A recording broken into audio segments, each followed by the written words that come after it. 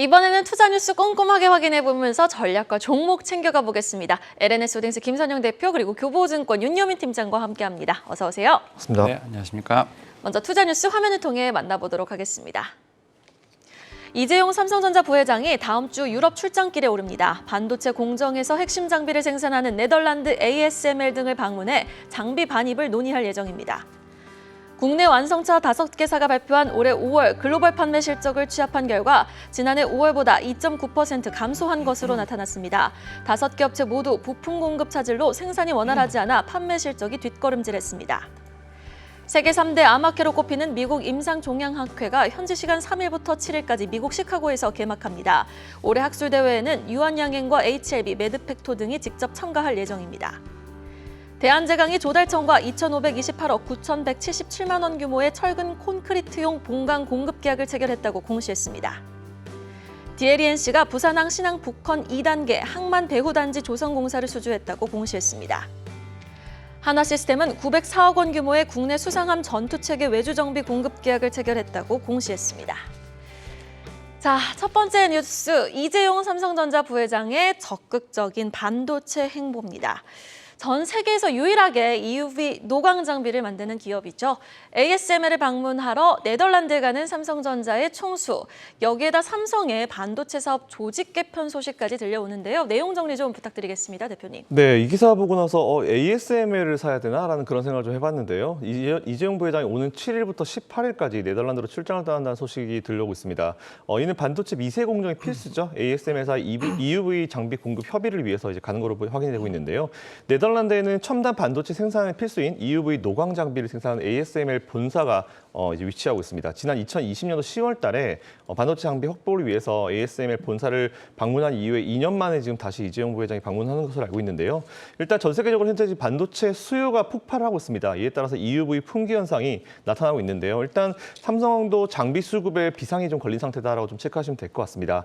한 대당 2천억입니다. 한 대당 2천억에 달하는 이 고가 장비인데 이게 없어가지고 못 사고 있고요. 생산 자체가 1년에 한 40대 정도밖에 되지 않기 때문에 돈을 쌓아두고 거의 뭐 있어도 구하기 힘들고 이제 거의 돈을 짊어지고 장비를 구하기 위해서 줄을 서서히 대기 중이다라는 부분 체크하시면 될 것 같고요. 또한 삼성전자가 어저께 그 반도체 연구소 그리고 파운드리 사업 등 DS 부분의 부사장급 임원 10명 이상을 교체했다라는 그런 소식도 좀 들려오고 있습니다. 스마트폰 두뇌 역할을 하는 AP 결함과 관련된 문책성 인사라는 그런 분석이 좀 나오고 있는데요. 이번 인사는 삼성전자가 자체 개발한 AP죠. 이제 엑시노스의 수율과 관련된 경영 진단을 진행을 했는데 그 결과 어쨌든 파운드리 사업부가 엑시노스 수율에 문제가 있음에도 불구하고 발견을 했는데도 경영진에 보고하지 않았다라는 그런 점이 좀 문제가 된 것으로 알려져 있습니다. 당초 삼성전자 DS 부분은 올해 초에 갤럭시 S22에 엑시노스 대량 공급하는 방안을 추진했는데 수율이 안 나오면서 납기를 못 맞췄죠. 이에 따라서 이제 급기야 유럽을 제외한 나머지 지역 갤럭시 S22에 미국의 퀄컴의 스냅드래곤을 탑재를 했었습니다. 어쨌든 이 수율 문제가 삼성전자의 치명적이었다라고 이제 내부에서 좀 평가를 하고 있는 것 같고요. 어쨌든 이와 관련된 종목들 여러분들이 한번 체크해 보시면 좋을 것 같습니다. 네, 이렇게 반도체 사업 전략의 변화의 바람이 불어오고 있고 이재용 부회장의 출장길에서는 뭐 장비 확보뿐 아니라 M&A 관련 구체적인 논의가 나올지도 지금 관심사인데 관련해서 좀 시세가 강하게 나올 종목 어디 주목해 보면 좋을까요, 팀장님?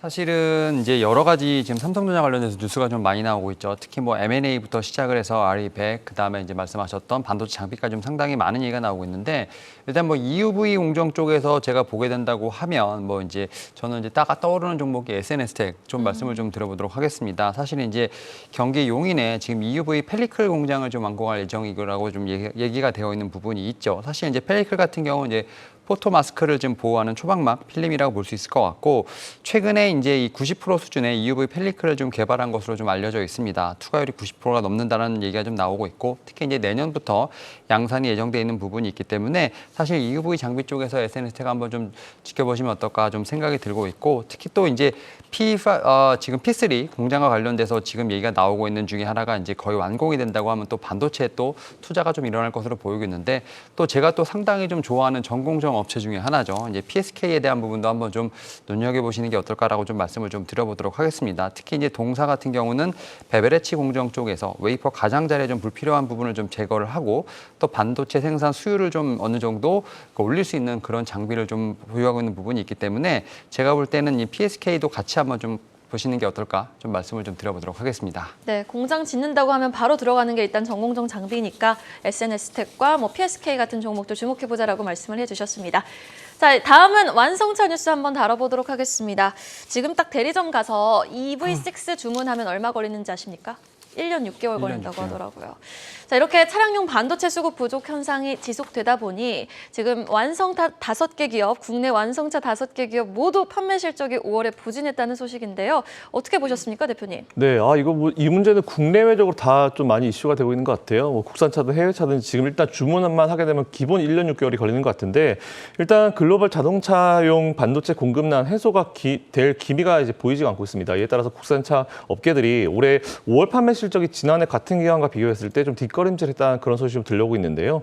일단 어저께 국내 완성차 5개 회사가 발표한 올해 5월 달 실적을 한번 취합해 보니까 내수와 수출을 합한 글로벌 판매가 YOY로 2.9% 정도 감소하는 수치로 나왔습니다. 5개 업체 모두 작년 대비 마이너스 성적표를 받아들였는데 이건 아무래도 하반기에 본격화된 반도체 수급이 여전한 데다가 러시아의 우크라이나 침공 사태 등으로 인해서 부품 공급 차질 이런 현상들이 좀 같이 영향을 주지 않았나로 판단되고 있고요. 일단 현대차 보면은 국산 판매는 2.1% 늘긴 늘었는데 해외 판매 1.1% 감소했고요. 전체 0.5% 감소했고 기아차는 국산 판매 4.7% 감소, 해외 판매 5.5% 감소, 전체 4.9% 감소했고요. 르노코리아 19.6% 국내 판매 감소했고요. 수출 판매는 14.9% 감소했습니다. 한국 GM은 국내는 39.8% 엄청나게 감소를 했고요. 수출 판매도 1.7% 감소, 그리고 쌍용차는 국내 판매 13.7% 감소, 하지만 수출 판매는 4% 상승한 수치로 발표를 했습니다. 일단 이 흐름은 당분간 좀 이어질 거다라고 보고 있고요. 이렇게 되면 또 반도체 관련 또 종목들을 우리가 눈여겨봐야 되지 않을까라는 생각을 가지고 있습니다. 네, 그래도 이 친환경차와 제네시스 판매량은 선방했다라는 소식도 함께 들려왔는데 관련해서 좀 눈여겨보시는 종목 있나요, 팀장님? 저는 이제 자동차 관련된 부품 종목은 딱 2개밖에 보지 않습니다. 특히 네. 이제 제가 볼 때는 좀 2종목 좀 말씀을 많이 드렸는데 첫 번째가 이제 SL이라는 종목을 좀 말씀을 좀 드려보도록 하겠는데 사실 이제 말씀하셨던 것처럼 이제 전기차 모델 관련돼서 좀 많이 연관이 있는 회사라고 좀 말씀드릴 수 있을 것 같고 특히 이제 현대차 그룹이 이제 미국에다 공장을 지을 때 어떻게 보면 상당히 이제 뭐 수혜를 받을 수 있는 종목 중에 하나가 아닐까 좀 생각을 하고 있는데 특히 동사 같은 경우 램프 매출이 좀 상당히 증가를 하고 있는 부분들 여기에 따라 미국에 좀 수혜가 예상된다라고 좀 말씀드릴 수 있을 것 같고 특히 이제 현대차, 기아뿐만 아니라 이제 뭐 좀 이제 어떻게 보면 부품사 이제 고객사를 좀 늘렸죠. GM도 솔직히 어떻게 보면 하나의 좀 이제 고객이 되어 있는 상황이기 때문에 저는 이 SL 같은 경우를 좀 충분히 반도체 관련된 부분뿐만 아니라 지금 현대차의 어떤 자동차 부품 쪽의 대장주가 아닌가 좀 생각을 하고 있고 또 2번째로 이제 볼 종목은 화신이라고 좀 말씀을 좀 드려보도록 하겠습니다. 화신이요? 예, 화신 같은 경우도 제가 볼 때는 이제 미국의 현지차 관련돼서 지금 OEM 공장에 좀 어느 정도 좀 수혜가 예상된다 말씀드릴 수 있을 것 같고 최근에 이 회사 같은 경우는 이제 뭐 바디 관련된 제품을 생산하고 있습니다만 배터리 케이스 관련돼서도 지금 어느 정도 구조적 수혜가 예상된다고 좀 말씀을 드릴 수 있을 것 같습니다. 이에 따라서 저는 이제 자동차 부품 관련된 종목은 이 2종목만 좀 보시면 되지 않을까라고 좀 말씀을 드려보도록 하겠습니다. 공통점이 있네요. 최근 일주일 동안 주가 흐름 견주했고 기관의 수급이 들어오고 있고 네. 미국의 현지 공장에 대한 모멘텀이 있는 2종목이었습니다. 자, 이번에는 바이오 뉴스 짚어보도록 하겠습니다. 현지 시간 3일 미국 임상종양학회 아스코가 개최되는데요. 국내 기업들 중에 뭐 임상 연구 발표를 앞둔 기업들까지 쭉 한번 정리를 해볼까요, 대표님? 네, 일단 말씀하신 대로 제약 바이오 업계 최대 행사 중에 하나죠. 이제 미국의 임상종양학회 아스코가 이제 4일 날 미국에서 시카고에서 개막을 한다는 그런 소식이 좀 들려오고 있습니다. 아스코 같은 경우는 세계 최고의 권위를 가진 암학회입니다. 이에 따라서 올해 3년 만에 이제 대면 행사로 진행된다는 그런 소식인데 국내 기업으로는 유한양행 그리고 매드팩토, HLB 등 임상 연구와 관련된 발표가 대기 중에 알려져 있고요. 그리고 관련 업계에 따르면 아스코 2022의 유한양행, 매드팩토, HLB, 네오이문텍 그리고 NK맥스죠. 제넥신, 에이비온, 그리고 크리스탈지노믹스 등이 참여해서 이 연구 결과를 발표할 예정이다라는 그런 내용들이 나오고 있습니다. 아스코 같은 경우는 이제 JP모건 헬스케어 컨퍼런스와 함께 이제 전 세계에서 가장 유명한 이제 바이오 업계 행사고요. 관련주를 투자하시는 분들께는 아무래도 이번에 그 참여 예정인 기업들에게 좀 관심을 좀 많이 가지고 있으실 텐데 일단 이번에 참여한 기업들, 방금 말씀드린 기업들 한번 관심 가져보시면 좋을 것 같습니다. 잘 아시는 대로 매드팩토는 전이성 췌장암 치료제를 개발하고 있는 기업이다라고 좀 체크하시면 될 것 같고요. 이번 아스코 2022에서 임상 1비상 연구 결과를 발표할 예정이니까 한번 관심 가져보시면 좋을 것 같고요. 아무튼 이번에 참여하는 기업들 위주로 현재 진행 중인 연구가 어떤 식으로 진행이 되고 되고 있는지 체크해 보시면 좋을 것 같습니다. 추가적으로 이번에 아스코 2022 이후에도 미국의 바이오 컨퍼런스죠. 바이오 USA라고 부르는데 그게 예정되어 있고요. 그리고 9월 달에는 ESMO 예정되어 있고요. 11월 달에는 면역 종양학회, SITC 등 바이오 관련 주요 행사가 올해도 많으니까 관련주들 좋아하시는 분들 한번 관심 가져보시면 좋을 것 같다고 말씀드리겠습니다. 네, 그런데 사실 이렇게 굵직한 학회 일정들이 있는데도 불구하고 최근 제약바이오 섹터 보면요. 원숭이 도창 테마 내지는 뭐 크게 HLB 외에는 시세를 내지 못하고 있다라고 체감상 느끼게 되거든요. 아직 좀 부각받지 못한 아웃퍼폼할 만한 바이오주 어떤 종목 보면 좋을까요, 팀장님? 사실은 이제 이 좀 아픈 손가락이죠. 제약바이오 좀 아픈 손가락인데 지금 말씀하셨던 것처럼 이제 종목들이 좀 몇 개 나왔습니다. 특히 이제 올해 이제 아스코 관련돼서 가장 지금 이제 눈길을 끄는 건 이제 매도팩토가 아닐까 좀 생각을 하고 있고 지금 앞에서 말씀하셨던 것처럼 임상 1비 중간 데이터를 좀 발표할 것으로 보이고 있는데 특히 이제 매도팩토 같은 경우는 어쨌든 그 벡터 서티브에 대한 어떤 그런 효과에 대한 부분들 한번 눈여겨봐야 되지 않을까 좀 생각을 하고 있고 또 거의 이제 겹칩니다만 앞에서 말씀하셨던 뭐 유한양액이라든지 그 다음에 이제 네오 이뮨텍 또 HLB, NK맥스가 지금 차례대로 좀 참여를 하면서 어떻든 그 아스코에도 자리를 빛낼 것으로 보고 있는데 대부분 좀 차트를 보게 된다면 HLB를 제외하고는 대부분 다 바닥에 지금 누워 있는 상황이라 말씀드릴 수 있을 것 같습니다. 다만 지금 3년 만에 열리는 어떤 이러한 오프라인 어떤 컨퍼런스 어쨌든 이런 부분을 통해서 다시 한번 좀 어떤 관심을 가졌으면 좋겠다라고 좀 말씀을 드려보도록 하겠고 사실은 이제는 이제 코로나19 좀 색채가 많이 좀 빠진 그리고 좀 신약을 개발한다든지 기술 수출이 좀 가능한 그런 종목에 대한 어떤 좀 관심이 필요하지 않을까 좀 말씀을 좀 드려보도록 하겠습니다. 네, 전반적인 제약 섹터에 조금 훈풍이 불어오기를 바라면서 조금 오늘 개장 지켜보도록 하겠습니다. 마지막은 공급 계약 뉴스 하나 터치해 보도록 할게요.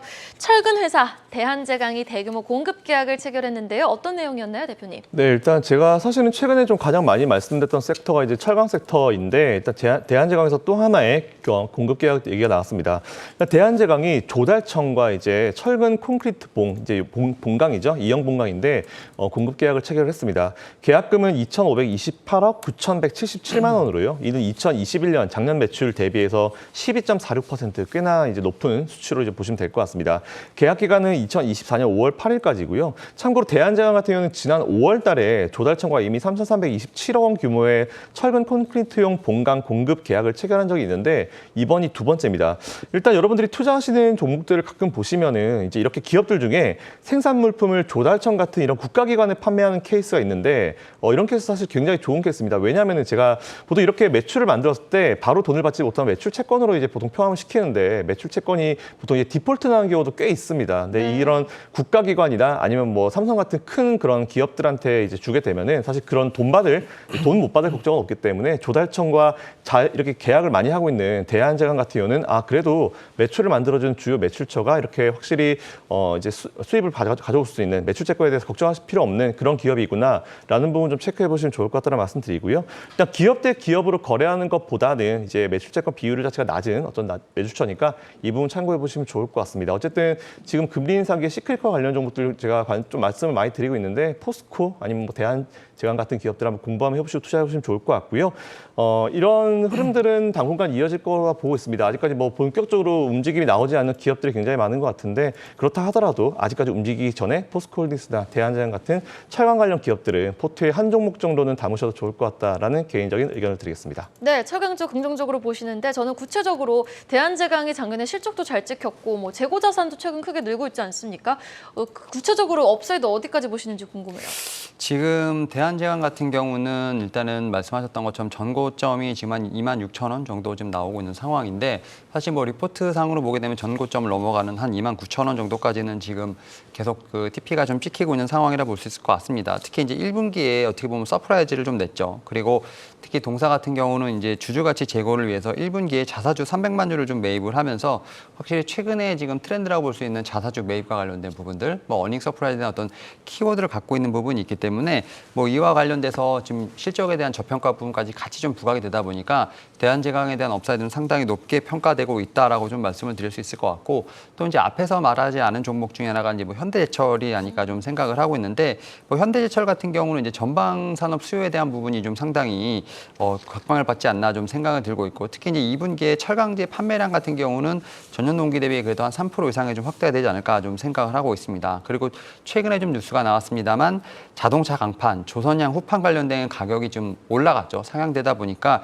이러한 부분들이 이제 2분기에 좀 어느 정도 제가 볼 때 2분기 매출에 좀 3분기 매출에 어느 정도 좀 적용이 될 것으로 보이고 있는 부분이 있기 때문에 이러한 부분에서 제가 볼 때 실적에 대한 가치성 충분히 있지 않을까. 다만 이제 좀 중요한 것은 중국의 철강제 수요 회복 속도가 좀 하나의 좀 리스크가 되지 않을까 좀 생각을 하면서 이런 부분을 다 한번 고려해 보시는 게 어떨까라고 좀 말씀을 드려보도록 하겠습니다. 네, 마지막으로 전략 짧게 들어보도록 할게요. 먼저 김선영 대표님의 전략은요? 네, 어제 미국 증시 보셔서 아시겠지만 이제 변동성은 이어지고 있습니다. 미국이도 우리나라도 변동성은 당분간 이어질 거기 때문에 사실 이런 상황에서는 이제 매매도 최대한 좀 자제하시고 지켜보시는 게 좋을 것 같고요. 그리고 손절도 최대한 자제하시되 오히려 저는 눌러줄 때 좀 더 여러분들이 여유가 있으시다라고 하면은 매수 전략 하지만 여유가 없으시다라고 하면은 기존의 내 종목을 한 번 더 체크하시면서 그대로 투자를 이어가시라는 말씀드리겠습니다. 이어서 윤여민 팀장의 전략과 전망입니다.